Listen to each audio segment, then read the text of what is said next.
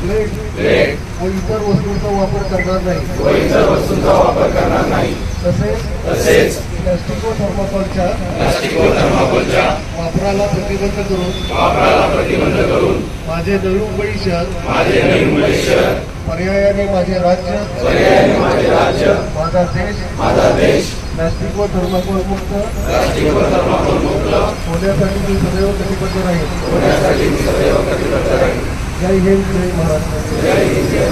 भारत सरकारच्या स्वच्छता ही सेवा या उपक्रमाअंतर्गत नवी मुंबई महानगरपालिकेने 17 सप्टेंबर ते 2 ऑक्टोबर असा 15 दिवसाचा स्वच्छता अभियान कार्यक्रम हाती घेतलेला असून या अंतर्गत आम्ही तलावाची सफाई, रस्त्यांची सफाई, प्लास्टिक बंदी किंवा सिंगल यूज प्लास्टिकचा वापर कमी करणे, तसेच स्वच्छता रन इत्यादी प्रोग्राम हाती घेतलेले असून कालच महापालिकेने मॅरेथॉन स्पर्धा घेतली होती। आज आम्ही पनवेल, सायन पनवेल हायवे तसेच ठाणे बेलापूर हायवे याची स्वच्छता डीप क्लिनिंग केलेलं आहे।